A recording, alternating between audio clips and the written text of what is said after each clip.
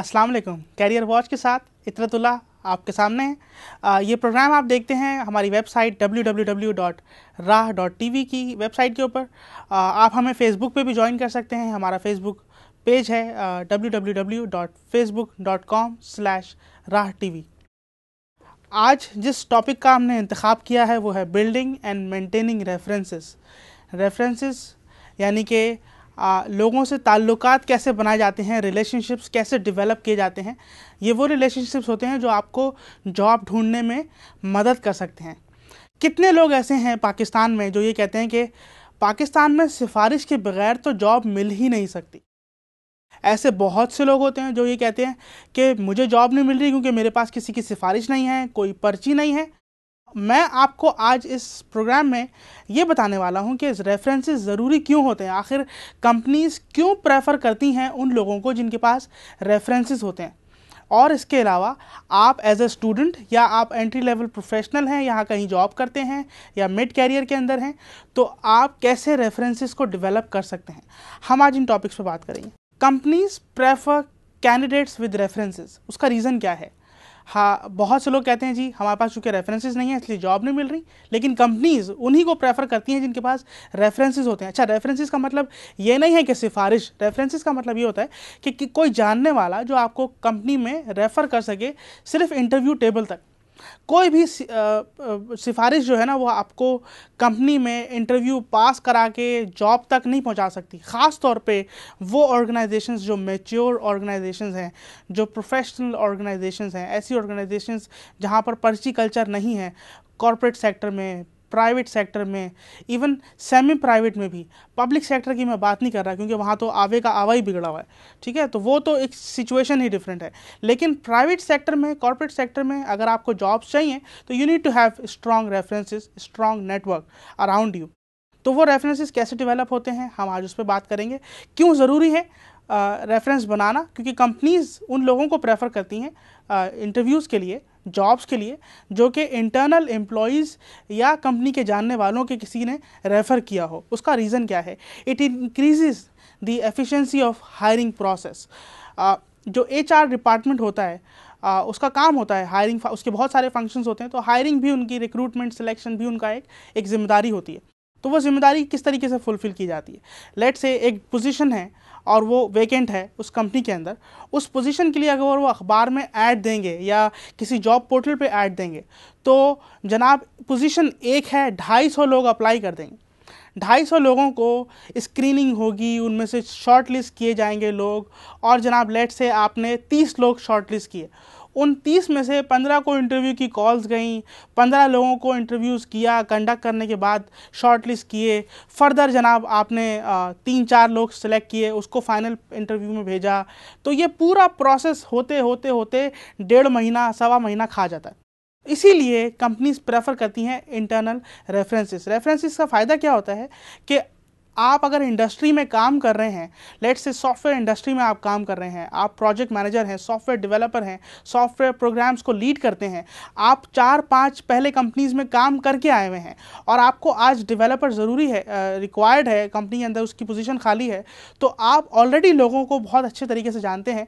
बहुत से ऐसे लोगों को जो आपकी कंपनी में तो काम नहीं कर रहे लेकिन सॉफ्टवेयर इंडस्ट्री में काम कर रहे हैं। आपने 2-4 लोगों को फ़ोन किया, 5-6 लोगों को फ़ोन किया, आपके पास 10-12 CVs आ गई, उसमें से आप शॉर्टलिस्ट आसानी से कर सकते हैं, बहुत जल्दी रिक्रूटमेंट आप कर सकते हैं। It increases the efficiency of hiring process and it is easy to find people with in the industry.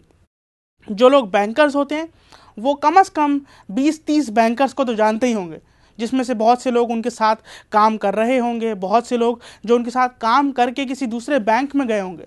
तो जब वो दूसरे बैंक में गए हैं तो आपकी वहाँ भी कॉन्टैक्ट्स डेवलप हो गए।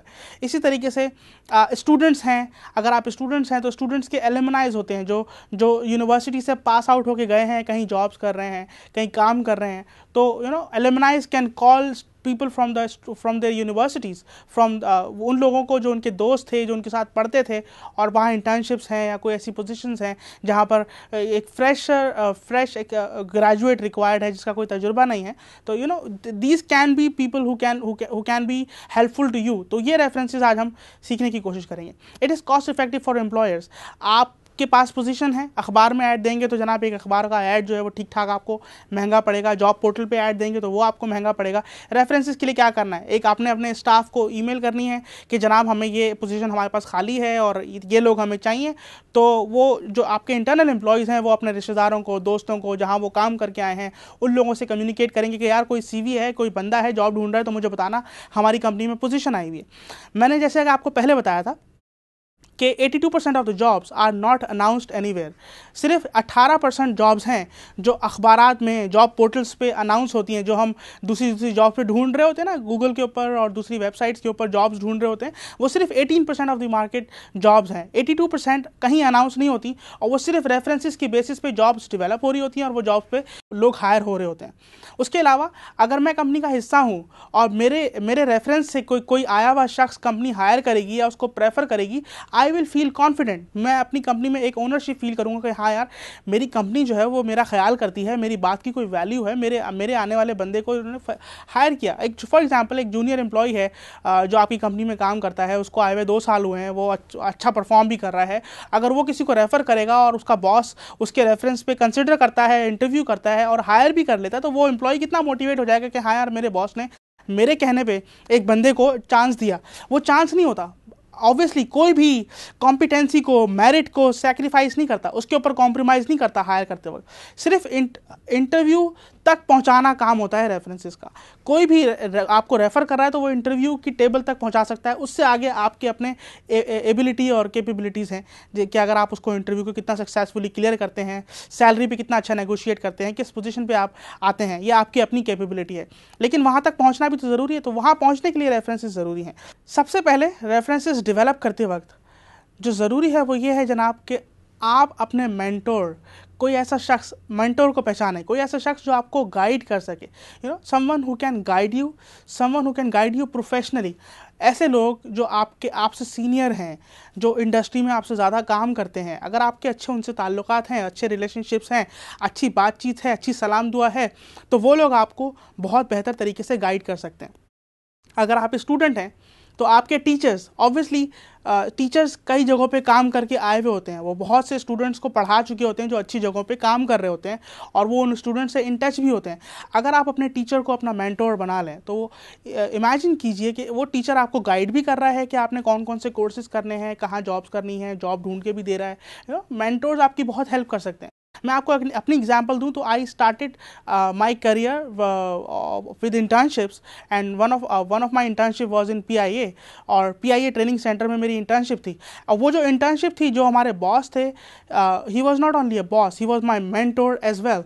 तो that internship turn into a full time business partnership after 4-5 years। वो जो साहब मेरे बॉस थे इंटर्नशिप के दरमियान, वो मेरे मेंटोर भी थे, उनसे मैंने ट्रेनिंग्स भी ली, उनसे मैंने कोचिंग्स भी ली, और फिर कुछ अरसे के बाद वही मेरे बिजनेस पार्टनर भी थे। इसी तरीके से कई मरतबा ऐसा होता है कि आप किसी एक्स बॉस के साथ किसी एक ऑर्गेनाइजेशन में काम करके आए हैं और वही बॉस आपके साथ दोबारा से काम कर रहे हैं। इमेजिन कीजिए अगर वो आपके मेंटोर हों, आपको गाइड करने वाले हों, आप उनसे अपनी सजेशंस लेते हो, प्रोफेशनल एडवाइसेस लेते हो, तो वो लोग आपको आपकी आने वाली प्रोफेशनल जॉब्स में भी हेल्प कर सकते हैं, आपके लिए अपॉर्चुनिटीज़ क्रिएट कर सकते हैं, आपको अपॉर्चुनिटीज़ बता सकते हैं कि यहाँ अपॉर्चुनिटीज़ हैं। मेंटोर्स किस तरीके से हेल्प कर सकते हैं? दे can help you evaluate the job market for you. आपको जॉब्स बता सकते हैं कि कहाँ कहाँ जॉब्स हैं, किस इंडस्ट्री में जॉब्स हैं, किस कैटेगरी में जॉब्स हैं।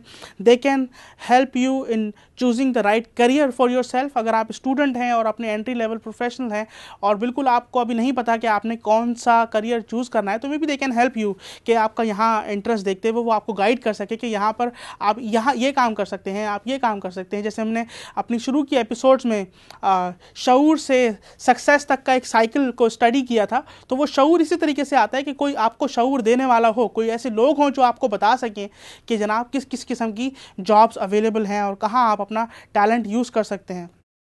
दे can help you taking the right decision. आपको कहाँ किस कंपनी में जॉब करनी है, इंटरव्यू में सैलरी पे नेगोशिएट कैसे करना है। दे can help you in that also कि आपने कितनी सैलरी डिमांड करनी है, अपने एक्सपीरियंसेस में कोई गैप्स हैं तो उसको कैसे कवर करना है, और बहुत सारी सजेशंस, एडवाइसेस वो आपको दे सकते हैं। इसके अलावा they can help you find a job as well. They can help you identify a course और अ ट्रेनिंग। वो बता सकते हैं कि आपको जनाब कि फ़लानी कंपनी है वो ये वाला कोर्स कराती है, अगर तुम ये कोर्स कर लो तो तुम्हारे इस कैरियर में बड़ी हेल्पफुल हो जाएगा वो कोर्स। बहुत से ऐसे लोग हैं वो कहते हैं हमें तो जनाब कोई गाइड करने वाला था ही नहीं हमारे ज़माने में। वो गाइड करने वाला इसीलिए नहीं था क्योंकि आपने किसी को अपना मेंटोर नहीं बनाया। कोई ऐसा शख्स है ना, मैं ज़रूरी नहीं है कि मेंटोर एक ही शख्स हो, बहुत सारे लोग भी हो सकते हैं। आपके टीचर्स हो सकते हैं, आपके एक्सपीरियंस्ड बॉसेस हो सकते हैं, आपके कलीग्स हो सकते हैं, and you are lucky that if you have a boss who is a mentor. या कोई ऐसा शख्स जो आपकी कंपनी में काम कर रहा है और सीनियर पोजीशन पे है और आपकी उससे अच्छी सलाम दुआ है, अच्छी बातचीत है, तो वो आपको कंपनी कल्चर के बारे में बता सकता है जो उसने through out the year, through out the experience सीखा है उस कंपनी में रहते हुए। वो बता सकता है कि आप कहाँ कहाँ किस किस किस्म की अपॉर्चुनिटीज़ के लिए अपने आप को उन अपॉर्चुनिटीज़ को अवेल कर सकते हैं। Maybe they can create opportunities for you as well. ठीक है, इसीलिए मेंटोर्स का होना बहुत ज़रूरी है। मेंटोर्स प्रोफेशनल भी होते हैं, मेंटोर्स पर्सनल भी होते हैं। अगर आपकी कोई फैमिली प्रॉब्लम है, पर्सनल प्रॉब्लम है, लेट्स से अगर आप शादीशुदा हैं और आपकी अपनी वाइफ के साथ झगड़ा हो गया है और आपकी वाइफ के साथ आपकी कुछ अनबन चल रही है और मैरिज की कोई प्रॉब्लम चल रही है, तो ऐसी प्रॉब्लम आप किससे डिस्कस करेंगे? जाहिर सी बात है कंपनी में बैठ के डिस्कस नहीं करेंगे, किसी ऐसे शख्स से डिस्कस करेंगे who is not part of your professional life. May be he is your friend, may be he is your uncle, कोई ऐसे आपकी कोई टीचर या कोई ऐसे शख्स जो जिसको आप, कोई बहन, भाई, बाजी, कज़न, कोई ऐसा शख्स जिसको आप समझते हैं कि हाँ यार ये इंसान जो है ना ये मुझे मेरी हेल्प कर सकता है। ऐसा होता है कि नहीं होता?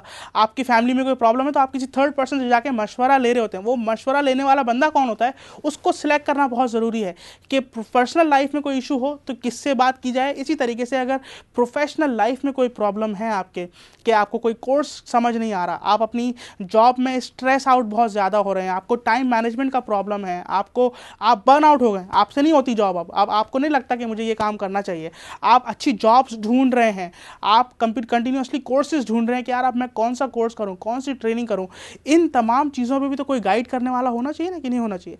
इसीलिए मेंटोर्स का होना बहुत ज़रूरी है। Build strong relationship with your teachers, build strong relationship with those who are experienced, build a strong relationship and long term relationship with those who are working, who are experienced than you, who are educated more than you। ये तमाम लोग आपके लिए आपके mentor के तौर पे आपकी मदद कर सकते हैं। अच्छा, अगर आप स्टूडेंट हैं, लोग कहते हैं जी हम जॉब करेंगे तो ही तो हमें मिलेगा कोई रेफरेंस, हम तो जॉब ही नहीं करते, हम तो यूनिवर्सिटी जाते हैं और वापस आते हैं, हमारा तो कोई रेफरेंस ही नहीं है, हम तो किसी को जानते ही नहीं है।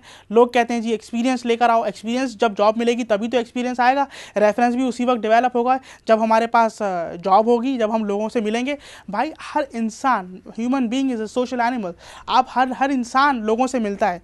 एज अ स्टूडेंट अगर आप बिल्कुल ही फ्रेशर हैं तो आपके लिए कौन लोग आपके रेफरेंसेस हो सकते हैं? योर फैमिली, आपके फैमिली मेम्बर्स, योर फ्रेंड्स, जो आपके फ्रेंड्स भी तो कहीं ना कहीं जॉब करते होंगे ना, they can be your references also. इसी तरीके से फ्रेंड्स ऑफ फ्रेंड्स, हो सकता है आपके डायरेक्ट फ्रेंड्स कहीं जॉब ना करते हो लेकिन उनके कोई फ्रेंड्स हो जो कहीं जॉब करते हो, तो they can help you finding a job as well. इसी तरीके से आपके टीचर्स कितने स्टूडेंट्स को पास आउट कर चुके होंगे, कितने स्टूडेंट्स को पढ़ा चुके होंगे, तो क्या उनको नहीं पता होगा कि कहाँ कहाँ पर किन किन पोजीशन कंपनीज में मेरे स्टूडेंट्स काम कर रहे हैं? तो they can help you find a job as well, they can help you develop a reference. इसी तरीके से एलुमनाइज, जो लोग आपसे पहले आपकी यूनिवर्सिटी से पास आउट होकर निकले हैं, कहीं ना कहीं जॉब कर रहे हैं, अगर आप उनसे कॉन्टैक्ट में हैं तो they can help you find a job as well.